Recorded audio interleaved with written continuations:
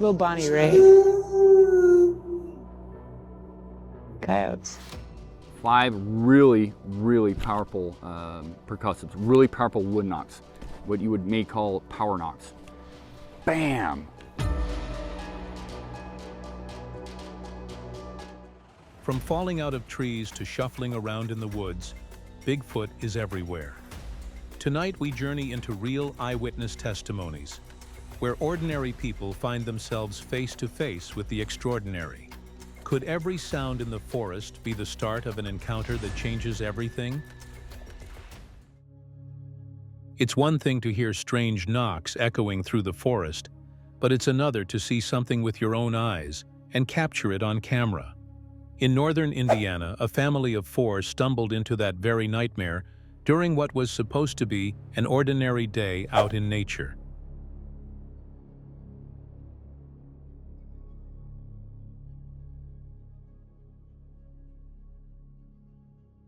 You see it, guys? The mother recalls they were out to see the lake when her husband caught sight of something dark.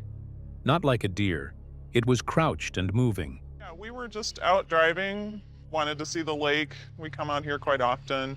So we drove up this road. My husband had his cell phone out, and that's when he saw something that was darker than what a deer would have been, kind of crouching behind a tree. The creature was sort of shuffling towards a tree. The hair on their necks stood up. Their camcorder, almost by accident, caught the shape as it crossed the tree line.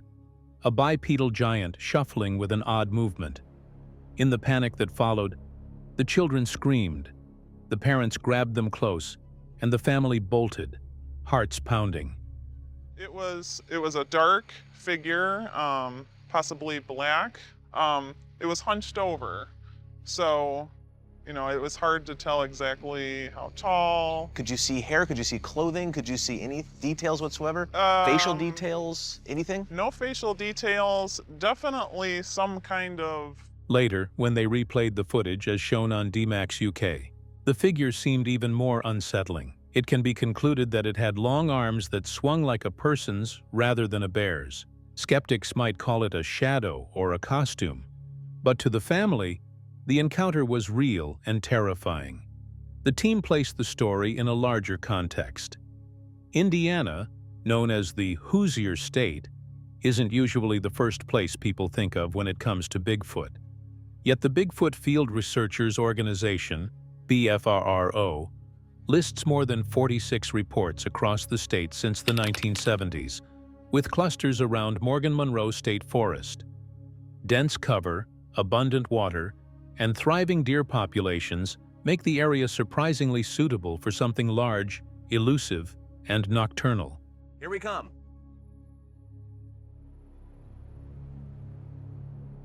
Okay, well, I just saw Bobo.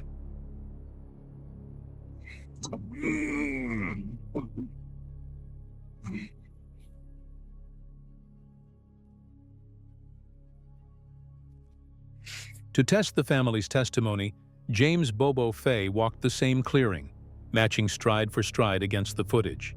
His nearly 6'4" frame looked somewhat bigger compared to the figure on tape. Lining up our video recreation against the original, he nailed. Matt measured distances and proportions and questioned how distance, poor lighting, and human error might explain what was seen. And he did seem convinced that it might not be a Sasquatch and just a human. However, the family's fear made them rethink this conclusion. It seems like this figure, when it stands straight up, is a bit below the top of the bushes. It looks like you're bigger.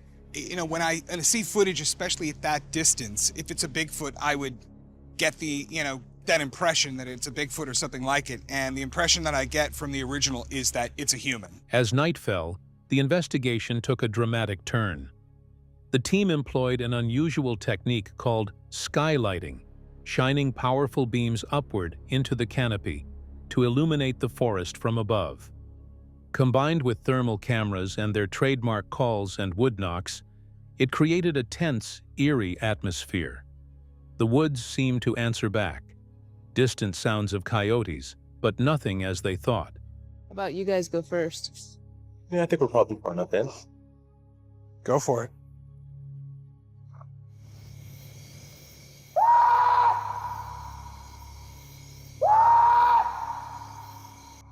Little Bonnie Ray. Coyotes. In the end, no physical proof was collected. But between the grainy daylight video, the family's shaken testimony, and the haunting night sounds, the episode left an impression that lingers. If you were in that family's shoes, hearing the growl, seeing that towering figure stride past, would you have the courage to keep filming? Or would instinct drive you to run without looking back? Gavin's search for answers about Bigfoot didn't start in the middle of the forest. It began in a small Northern California town that calls itself the gateway to Sasquatch country. His mission was simple, as seen in his video on his channel. Groovy Gavin. Trace the origins of the world's most famous Bigfoot sighting, the 1967 Patterson-Gimlin film, and see if the evidence still holds up.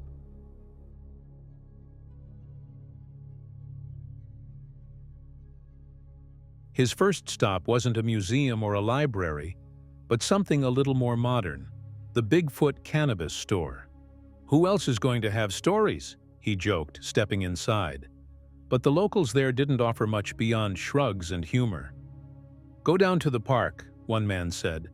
Those guys will tell you all kinds of stories. I would say it's one of those. Go down to the park. Okay, those guys will be seeing some colors, and they might be put some stories in those colors. Cool. Thank you. Gavin quickly realized that the only place to find real answers was the Bigfoot Museum. Inside, surrounded by plaster casts of enormous footprints, Gavin met Eric, the museum guide, who traced the story back to the late 1950s. This Bluff Creek area was wilderness. The lumber industry, the lumbermen had got permission, listen, we're going to start logging this area. So these guys were the first. They were going to this woods, and they started coming across strange footprints. In those days, loggers working in the Bluff Creek area began finding giant tracks prints so deep and so remote that they couldn't have been hoaxed. Some even showed a mid-foot break, a trait humans don't have, but great apes do. Eric explained how this discovery led to the coining of the term Bigfoot. So we had a friend named Bob Titmus. I'm finding these prints, what do you suggest? And Bob Titmus said, I will show you how to do plaster casts. Ginzoli helped coin the term Bigfoot that day. And moving forward, that was it. People went crazy. And how Patterson and Gimlin, years later, raced to Bluff Creek after hearing reports of fresh tracks. What they captured on October 20th, 1967, became one of the most analyzed clips in history. Gavin admitted the film always looked like a dude in a suit to him, until Eric pointed out the fine details. Muscle movement in the shoulders, the bent knee walk, even toes visible in recent AI enhancements. Hollywood costume designers from the era, Eric noted, have repeatedly said they couldn't have faked it. Suddenly, the famous footage carried a little more weight. Shows more muscle striation, flexation in the calf, in the legs, trapezius. One of the steps actually now shows toes. I saw somebody basically analyzing it like you were saying, and they said like the most giving thing that it wasn't a person in a costume was how the ankles moved. Yep, they walk with a bent knee gait, meaning that as humans walk, we kind of walk out. Yeah. These are described as gliding, and they're always walking with a bent knee. Eager to test things for himself, Gavin trekked out toward Bluff Creek. The original filming site was closed, but he found another stretch of the creek nearby and decided to try some classic squatch hunting methods. And we couldn't make it to the actual spot where Bigfoot was seen, unfortunately. I know, I'm as bummed out as you. But we drove a little bit down and we're at a different spot in the creek, which it's not far off. We're still in the area where Bigfoot is seen, and we're gonna try the strategies to attract Bigfoot. He set out a water bottle as bait, planted a microphone to record overnight, and searched for tree breaks said to mark Bigfoot territory. Overnight, come back in the morning and see if it's in a different spot. So they said to use microphones. So I put one of my expensive microphones on this arrow. As the night settled in, he even tried the infamous Bigfoot walk, imitating the bent knees and gliding stride of the creature in the 1967 film. By morning, the bottle was untouched, and the microphone offered nothing but silence. No glowing eyes in the forest, no heavy footsteps, no knocks in the night. Just the weight of history and the stubborn mystery of that 58-second film. So Gavin left Bluff Creek with more questions than answers. If Bigfoot is real, why has the best evidence we have remained unchanged for nearly 6 decades? In North America's shadowed wilds, where forests and swamps hum with mystery, 5 souls met the impossible, a creature of legend, Sasquatch. Their stories, from misty roads to mountain camps, intertwine with eerie echoes of the unknown, as shared on Small-Town Monsters. Keela sped through Louisiana's Honey Island swamp, fog swallowing her minivan's headlights. Late in the 90s, she spotted legs on the highway's midline, massive, gray, matted with filthy fur, unmoving as she passed at 65 miles per hour. I had an experience in the very early 90s that absolutely blew my mind, and to this day I can't explain what it is. Now, I've been involved in ghost hunting and you know, investigating mysterious occult mysteries and so forth for almost 30 years, and this is the one thing that I could not explain. I was coming home from a party. It was late one night. It was in either late January, early February, because it was that time of year that we always get that heavy fog. A swampy, wet dog stench hit her, chilling her core. Too frightened to turn back, she rejected her husband's guesses of cows or bears. Those legs were something else, she insisted, haunted by their size. I mean, literally, I saw 2 legs standing on the midline, and as I passed it, it was so bizarre because I had never seen anything like it. It's fur, and it's ingrained in my mind. I mean, just that one little split, passing it by, I will never forget what it looked like. It had this dirty, gray, matted-looking fur on both legs, and they were big legs. They were about this big. In Ohio's Minerva, Mike's golf course buzzed with strange tales. In 2013, his son saw a hairy giant cross a tree line. The one day he was walking down on our 8th hole and saw a gray creature that he described.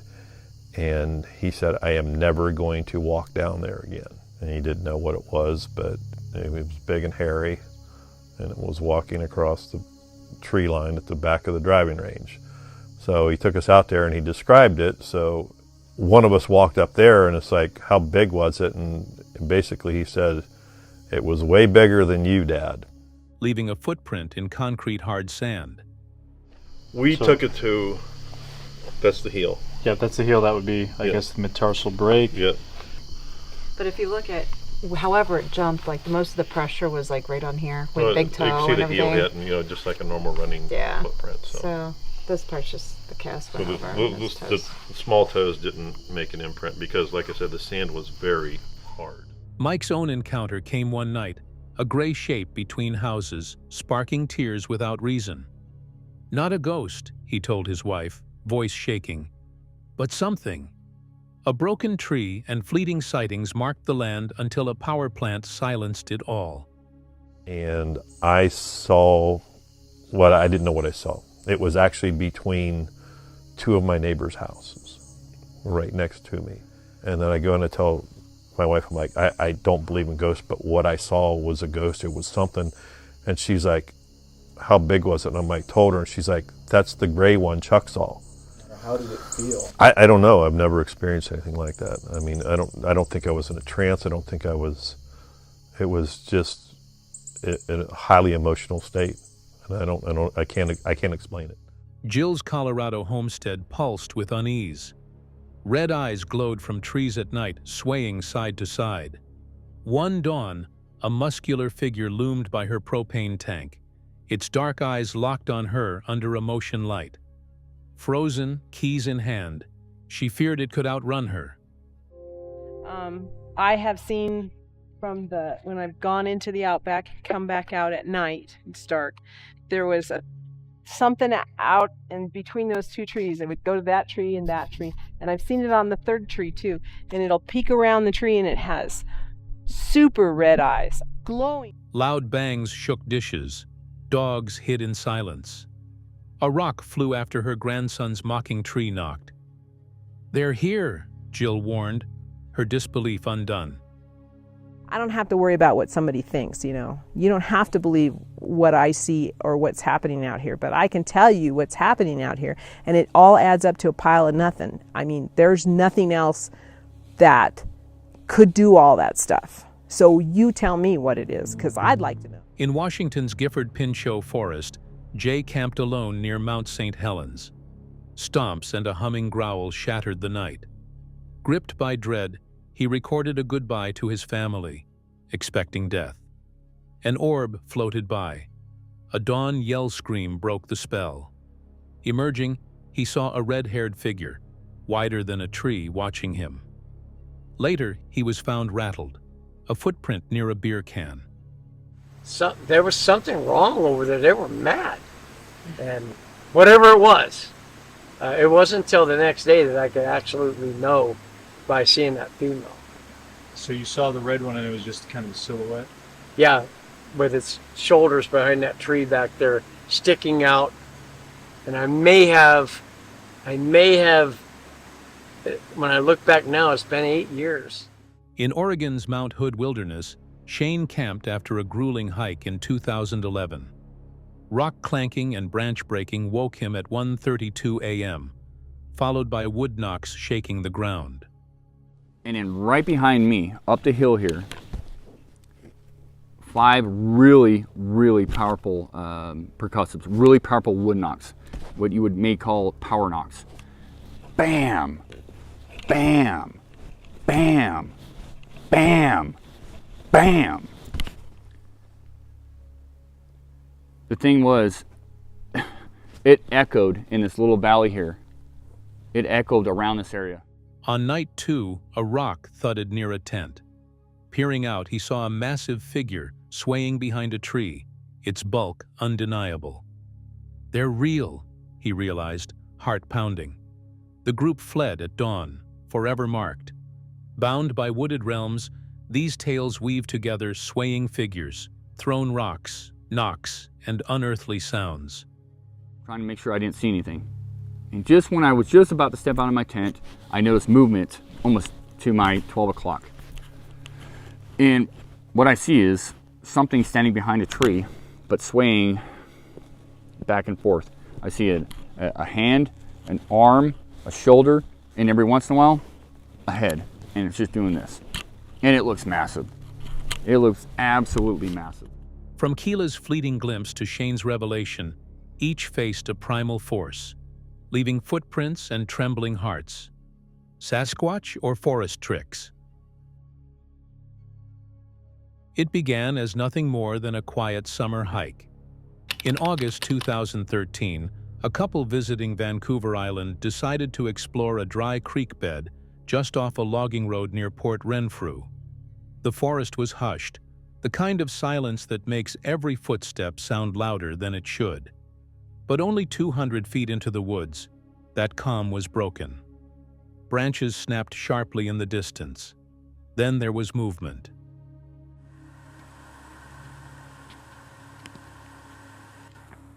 Standing less than 100 feet away was something massive, something upright, swaying slowly side to side in the trees. The couple froze dead in their tracks, silently recording the creature. What they captured over the next 2 minutes would become one of the most hotly debated pieces of footage in Canadian Bigfoot history. This was the clip they posted on their channel, Gulf Island Rock.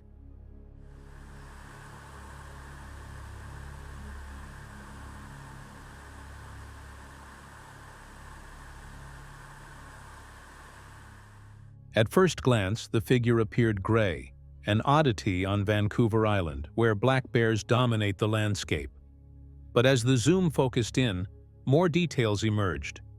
A broad, cone-shaped head could be seen, as mentioned in Cabin, in the woods breakdown of this video. In the context of this cone-shaped, ape-like head, you can see what looks like a chin.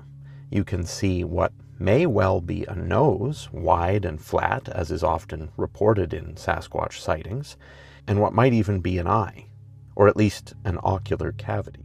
Enormous shoulders, a torso shifting with deliberate, heavy weight. And then came the most striking detail. A long, muscular arm sweeping outward, its hand pushing through foliage far from its body.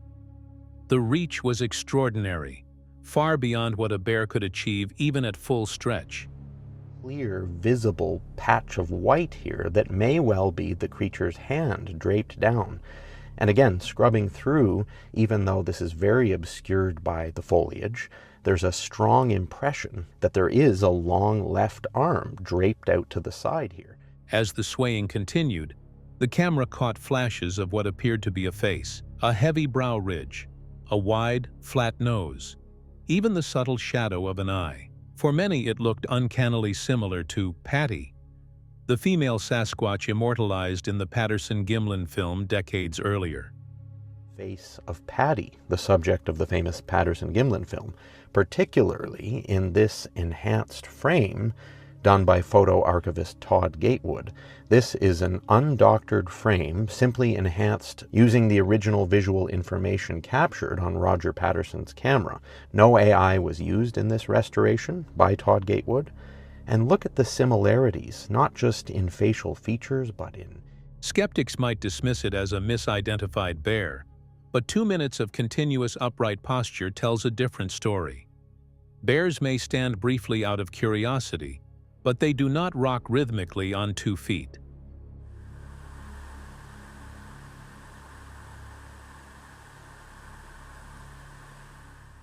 That swaying, documented in apes by primatologists like Jane Goodall, is a sign of stress, a nervous, self-soothing motion. It is not a bear behavior, and the color only deepens the mystery.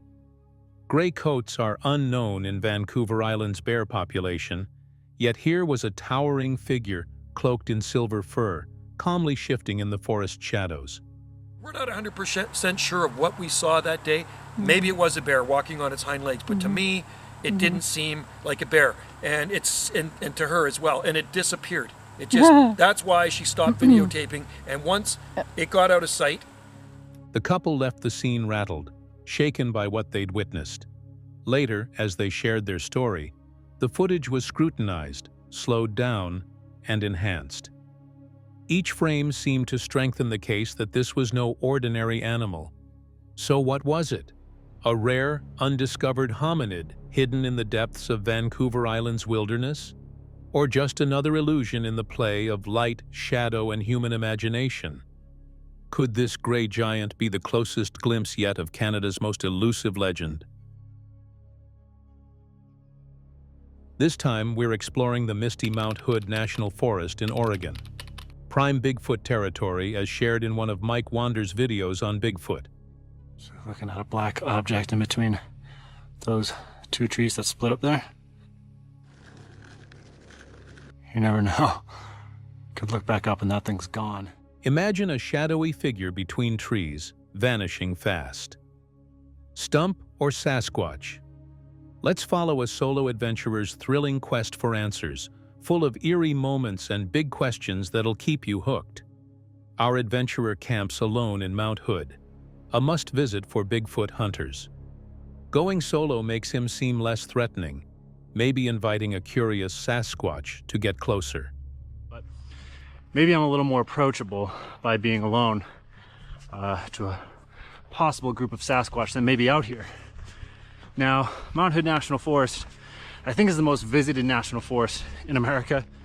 He sets up in lush, mossy woods, ideal for spotting deep tracks. A visit to the North American Bigfoot Center gives him tips from experts on the best spots. He's all about soaking in the forest's magic, waiting patiently for a sign. Would you dare camp alone, hoping Bigfoot notices you? Impression there, which is cool. It's a lot of natural game trails. How mossy this forest is. As night falls, things turn spooky. He hears rustling. Could be deer, elk, or even wolves. Then there's Tyler, at the NABC's chilling story. Terrifying growls and screams that sent him fleeing at 2 a.m.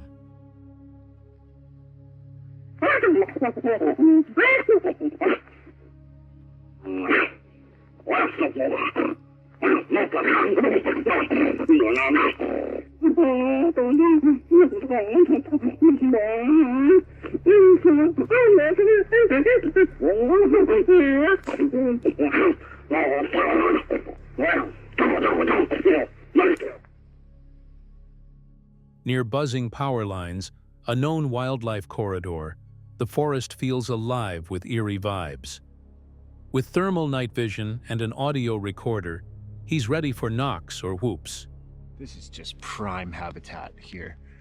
I do now have a thermal night vision camera, thank God, for the first time, so we're gonna debut that tonight. I also have an audio recorder for the first time as well that I'm gonna leave out overnight recording. I did just put it on while I went on that hike. Jason Zackerson up in BC recommended I do things like that. You know, if you leave your tent site, hit record on the audio. Next, he treks toward Skookum Lake, a legendary Bigfoot hotspot. In the snow, he spots faint impressions, some as big as his size 13 boot.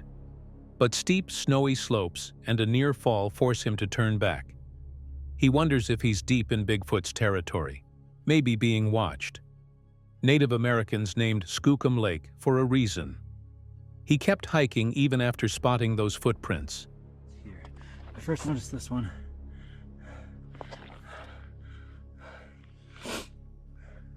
Just slightly, it's definitely faded, so it's not fresh. Here's a bit of a bigger one. It's like, there's the size of my boot. You can see that right there. And then this one, much bigger. Back at camp, he recalls Shane Corson's tale of a Sasquatch circling a tent, even pushing against it. It was Tyler at the NABC told me that he comes out here all the time.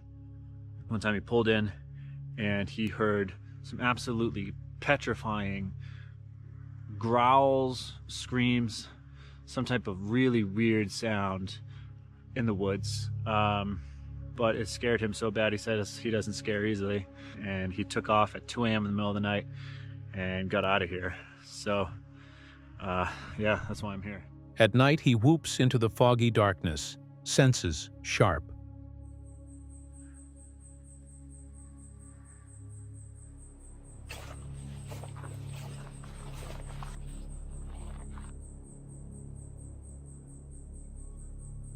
I'm running out of power in my headlamp, I think.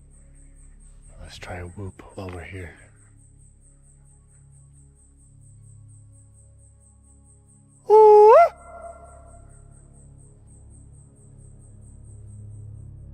It's pitch black, every sound amplified.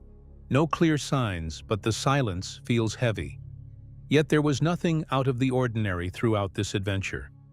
However, he does highlight that later, while editing, there was this tree stump, which he later realized might be a dark Sasquatch, and here is a close-up. Nothing definitive could be said from the blurry photo.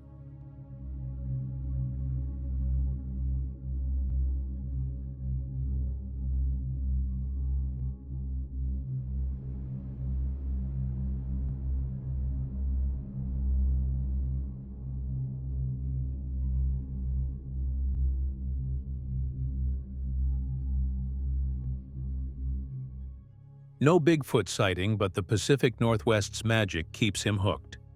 From tracks to eerie sounds, the forest holds secrets. It's about loving the wild and chasing the unknown. What do you guys think?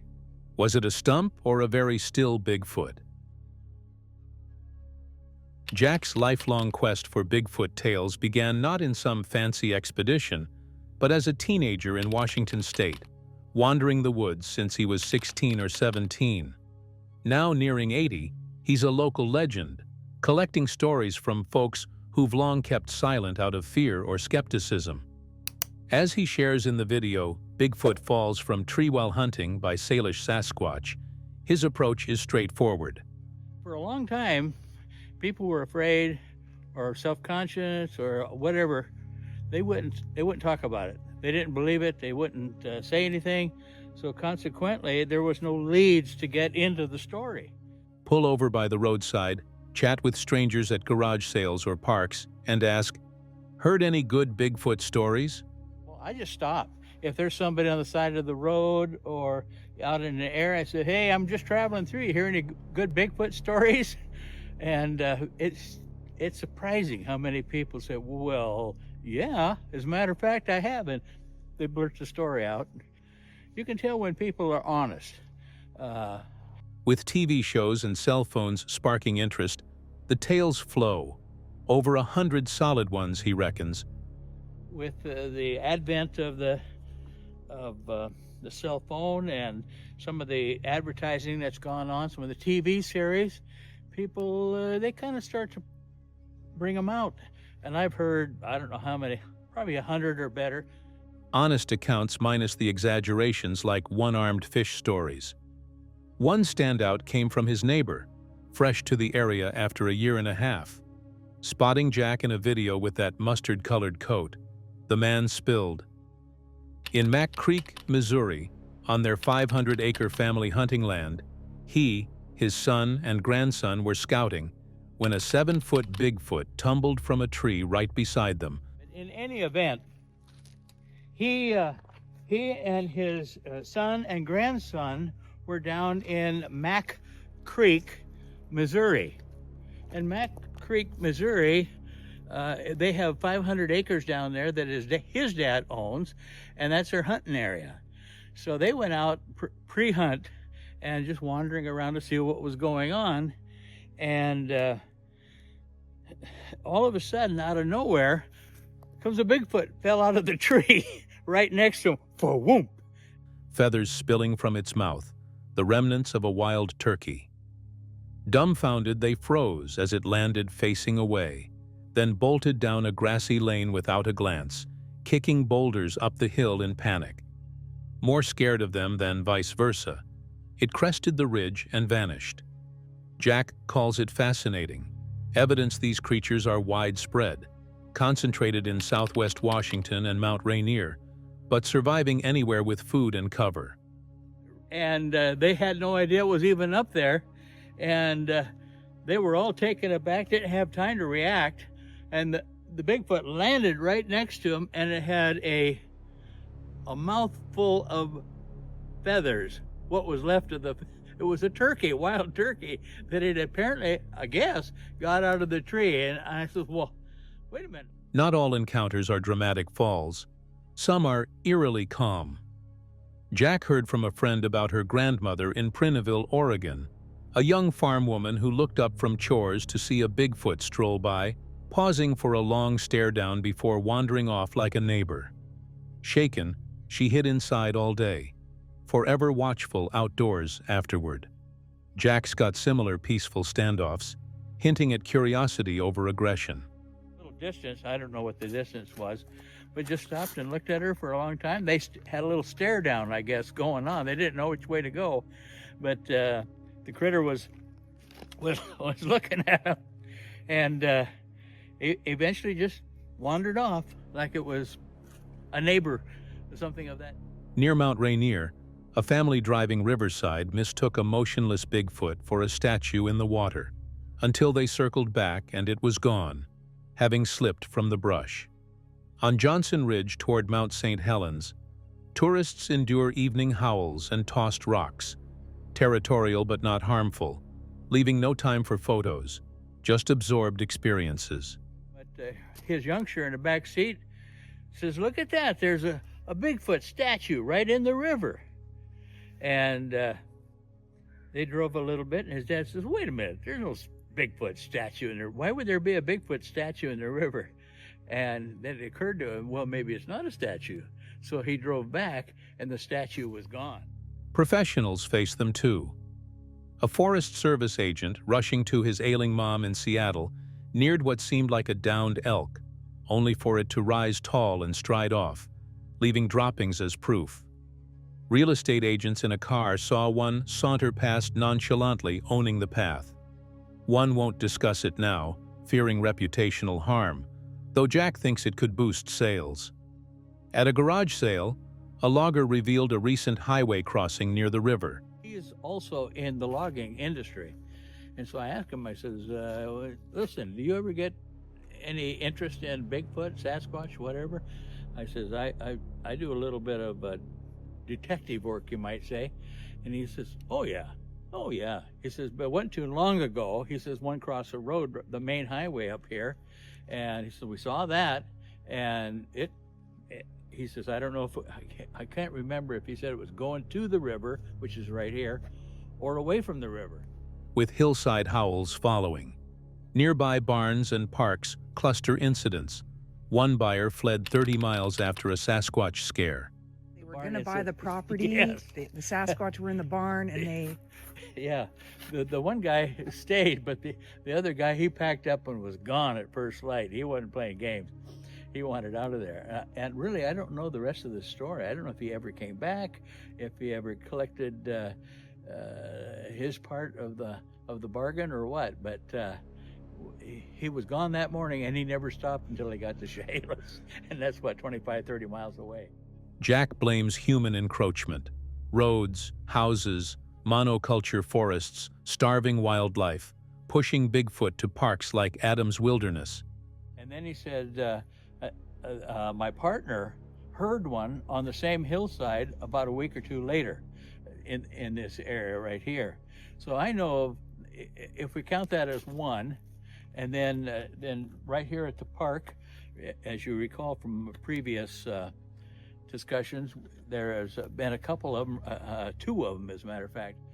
Hunters witnessed raw pursuits. One spotted a doe fleeing a chasing Bigfoot through brush, gone in seconds. There was one hunter that drove up and parked off the road on the PL McDonald Road. As far as I can tell, that's where he was at. He pulled over to get out and go hunting, and he noticed a doe was running parallel to the road. He was watching it, wondered what the heck was chasing that deer. And in a moment or two later, comes along a Bigfoot right behind it, chasing that doe down through the brush alongside. He got out to take a look at it, but almost before he could shut the door, both of them were gone. A bow hunter trailed a wounded elk, paralleled by a persistent Sasquatch that claimed the prize in the dark. A gentleman bow hunted. He shot a bull, and it didn't go down quick. I'm not sure if he got a good shot in it or not. He realized that whatever it was wanted that bull. And his hunting partner came up with him pretty quick, and the two of them followed, and then they ran out of flashlight, and because they had the old style flashlights and the batteries and all that kind of thing. But anyway, apparently it made enough noise, both walking bipedal along, and it occurred to them that this rascal was a Bigfoot, and it was paralleling them, and it wanted that elk. Jack's buddy found fresh 14-inch tracks with baby prints in light snow behind Wilkerson, opting out of the hunt wisely. In the same spot, a camping party endured aggressive bellows and knocks, scattering game and forcing retreat. Jack's explored from Madeline Falls to Wakanda Pass, hearing rumors even near Seattle, despite crowds. The darkest tale Jack saved. A townie's aunt, as a girl between Kelso and Kalama, hurried home at dusk, sensing pursuit.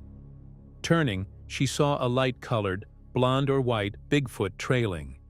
She ran, but it knocked her down, marking her head. A timely car scared it off. Rescuers got her home.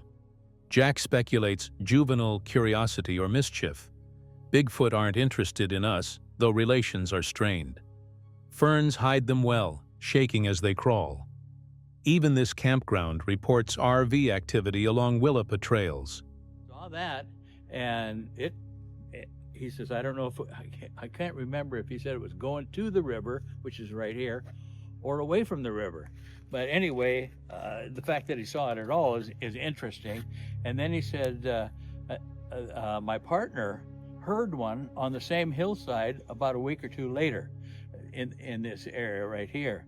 So I know of, if we count that as one, and then right here at the park. No concrete proof, but the Northwest's wilds fuel endless wonder. Jack feels for these pressured beings, urging awareness. What do you think? Are these myths or hidden neighbors?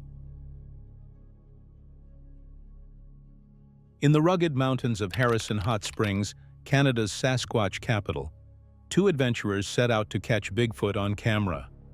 After a 44-hour drive from Toronto, they arrived for their 3rd trip, buzzing with excitement from stories of sightings in this hot spot, as shared in their video on Exploring with Angelo. They hit the Sasquatch Museum first, where a black binder detailed decades of reports, footprints, howls, and more. Some from 1939, others recent, like a camper's trailer shaken at Hicks Lake. A map marked 50-plus encounters, fueling their hope to spot one crossing a road or near a lake. Hicks Lake Campground, for example. Mr. Claire Rivon reported to Thomas Steenberg that his camper was visited and shaken by a Sasquatch, which woke him up. It also tried to pull on the door handle. He viewed the creature leave his camp and walk forward to the lakeshore. So that would be roughly right around there. We'll probably go there at some point. But first I kind of want to just go up this way because it's pretty freaking awesome. But I also want to see if we can go even further. What's also really interesting is that some of these date back to... After grabbing schnitzel in town, they drove into Sasquatch Provincial Park, a misty wilderness of dense trees and smoky air from nearby wildfires. They scouted with drones, soaring over lakes and Rainbow Falls, searching for movement, but finding only stunning views.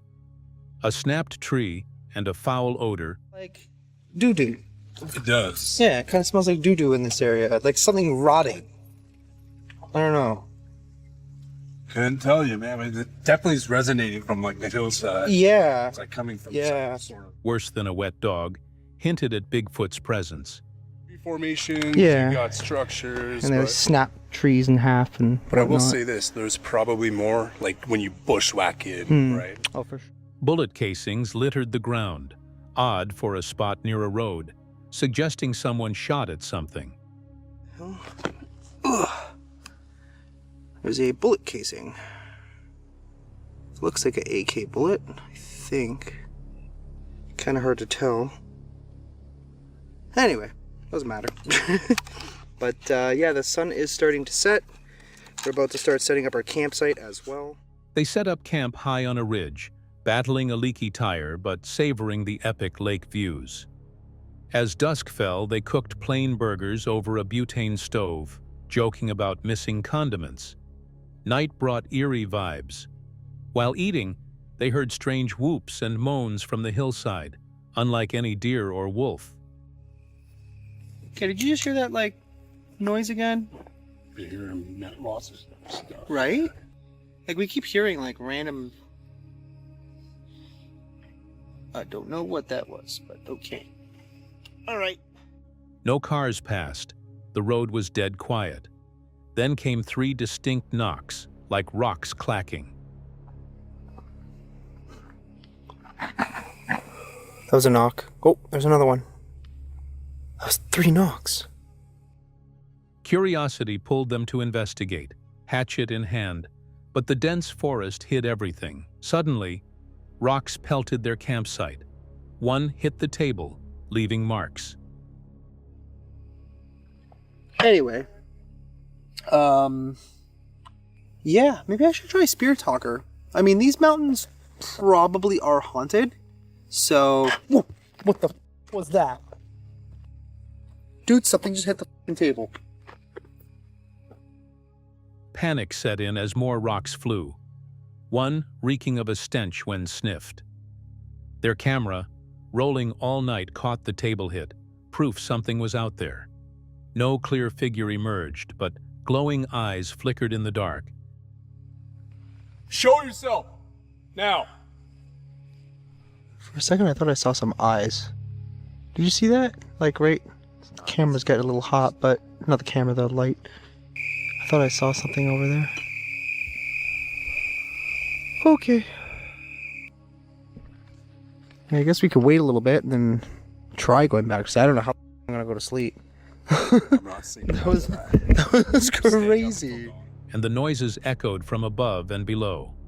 Too spooked to sleep, they kept shoes on and bear spray close, though their rifle and dwindling spray offered little comfort. The forest felt alive, maybe with a Sasquatch family staking claim.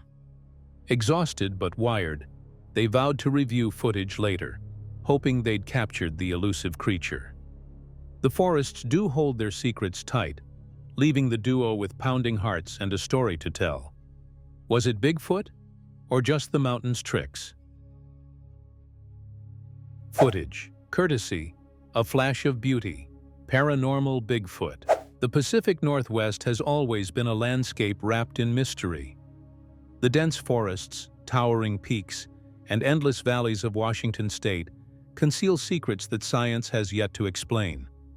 And sometimes, those secrets reveal themselves not with a roar, but in something as subtle as a shadow, a flicker, or the silent fall of debris. September 11, 2014, north of Mount Rainier National Park. This is where a group of campers captured something strange on camera. Something that has left both witnesses and scientists questioning the limits of what we think we know about Sasquatch. We begin with Eric Bard, principal investigator and chief scientist. As he reviews the footage, his voice carries the tension of someone seeing the impossible. "I'd love to walk through this organically," he says. "I see something moving. It almost looked like plant material falling down." "Okay, so what did I just see? Oh my goodness." What Bard is reacting to is the original, unedited video from the campers. In it, you can clearly see a log being struck and broken with tremendous force. Not by wind, not by chance. Something strong did this. Something fast, powerful, and deliberate. And then, in the distance, movement. Yeah, so something had to have hit it really hard and really fast right in the middle to break it there, to not break these smaller pieces that are supporting it at either end. Yeah, that had to have been, you know, like a thrust and not a hang, you know what I'm saying? 'Cause if something if hard it and hung on it fast. for any amount of time, What the heck was that? Did you see that? Sam's been checking it out. What the heck is it? There's something taken off right there. Did you see that? Yeah.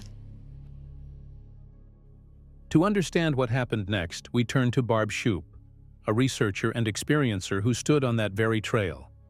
"I was right here when it happened," she explains, gesturing toward the fallen timber. "That log wasn't down then. I looked straight across, and that's when I saw it. A black head popped up. No neck, triangular, solid black. He turned and ran, all arms, legs, and hair. Barb describes how her friend Sam briefly blocked her view, but she saw enough. The creature sprinted across the clearing, its dark frame vanishing in seconds. Later, when they returned to the spot, they discovered its tracks had gone down into a debris pile, disappearing into a maze of fallen trees. I was standing right here when it happened. This wasn't here then. This has since fallen. We were discussing this log right there. I looked right straight through across from over here, and I saw this black head pop up. He was about so high, triangular shape. There was no neck. He was solid black. He turned and ran that way. He was all arms and legs and hair. Back with Eric Bard, the scientist leans in closer to the screen. "I'm looking at where this vertically downward movement took place," he explains. "I'm checking whether the branches in the foreground were affected. If anything was drawn in, I don't see that. Which means whatever force caused this was local, contained, and very strong." For Barb, the experience was more than just seeing a figure. It was a revelation. You get older, move into the woods, and you think nothing's really there. You've been raised to believe they're not real. But one day, you discover they are. That day, I saw a black head pop up and run. What the camera picked up looked like something out of a Predator movie. I was shocked. We put it on a bigger screen, and that's when I realized this was something my camera shouldn't have been able to capture. But it did.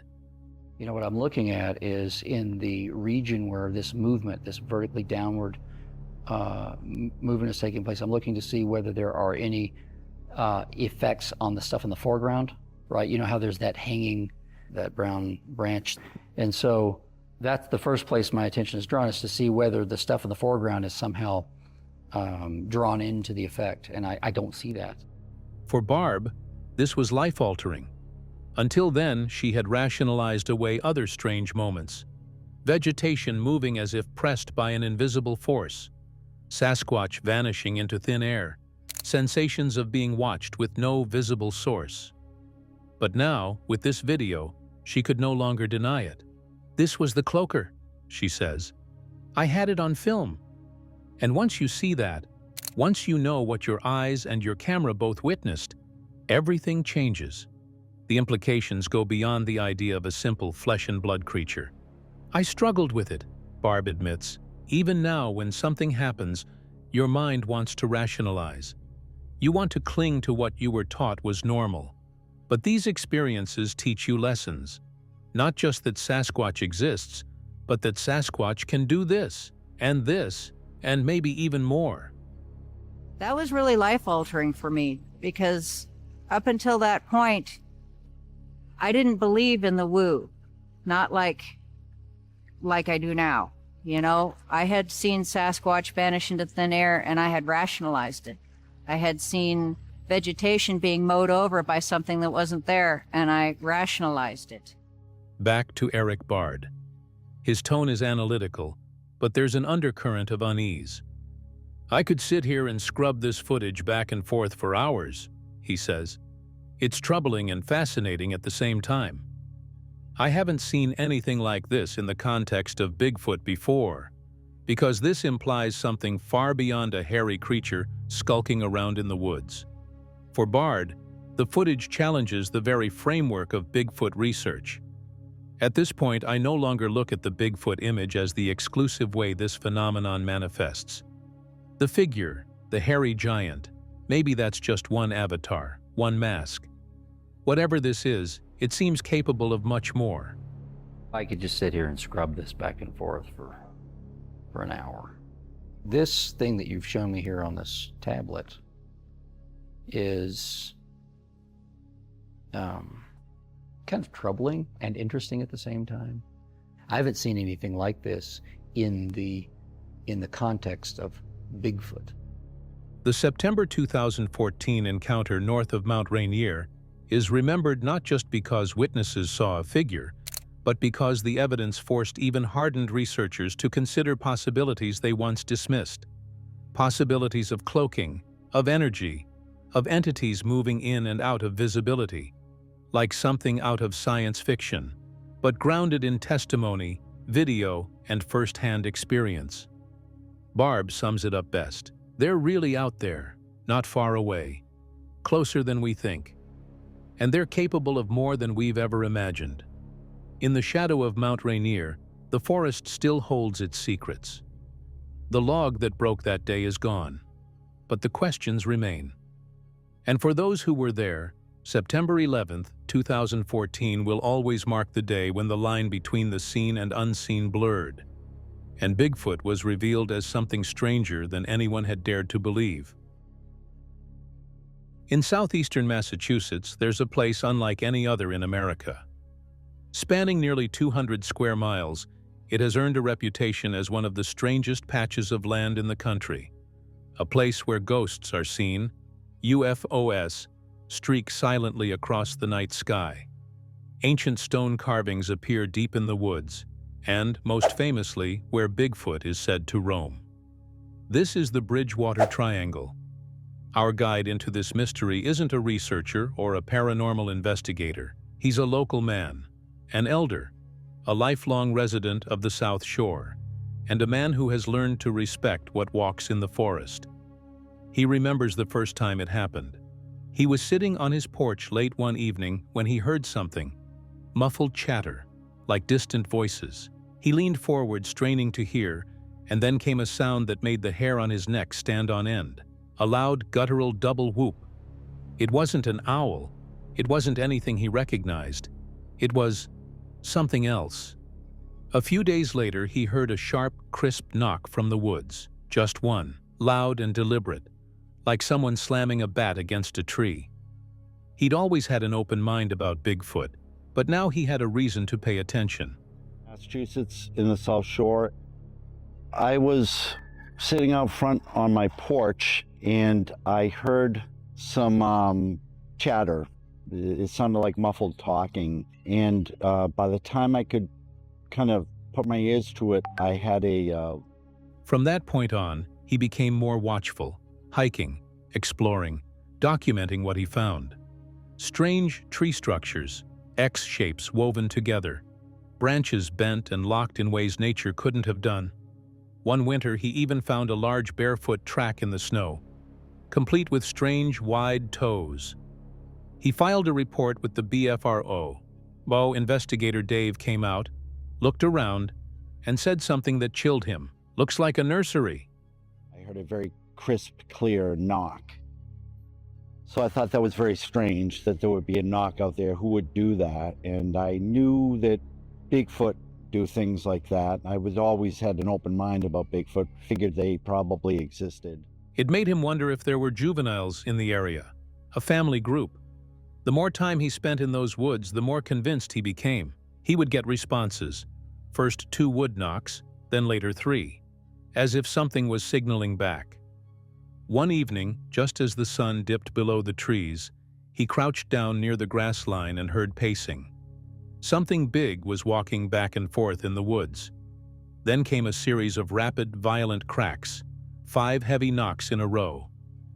Bang, bang, bang, bang, bang. "I knew it was angry," he said.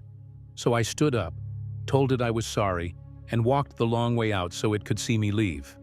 So, and I found footprints that were smaller than mine, but, you know, in the snow, barefoot, with weird toes, things like that, you know. So I thought that was, you know, they knew what they were talking about, because fast forward a few years later and things like that happened. This wasn't about chasing Bigfoot. For him, it was about respect. And then, years later, he had another encounter, one of his most terrifying. His car broke down late at night, forcing him to walk home along a lonely road in the dead of night. The fog was thick. The graveyards from the 1700s looked like ghostly silhouettes, and only one car passed him in nearly 2 hours. Almost home, he heard it again, the muttering, the same strange chatter from years before.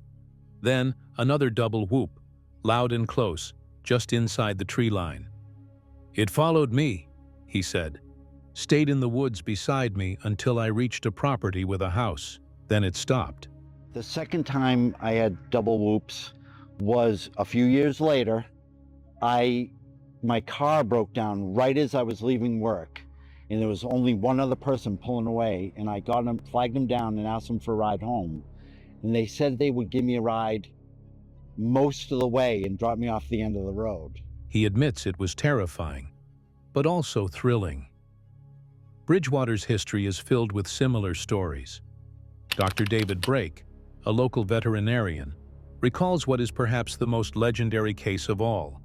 One from the early 1970s, when 2 police officers parked in their cruiser near Hockomock Swamp felt their car being physically lifted off the ground. They turned around, Brake says, and saw a large bipedal creature running into the woods. I think the most quintessential Bridgewater Triangle, Hockomock Swamp area story relates to the early 1970s when 2 police officers were sitting in their car relaxing one evening, and all of a sudden they felt the back of their car being picked up and dropped back down. Researcher Alexander Petikov has studied the triangle for years and calls this police cruiser story one of the most compelling. This was the 1960s, he explains. Those cars were solid metal, extremely heavy. The idea that a prankster in a gorilla suit could lift the back end of a police cruiser is almost impossible, and yet the officers swore it happened. Petikov points out that there was a rash of sightings at the time.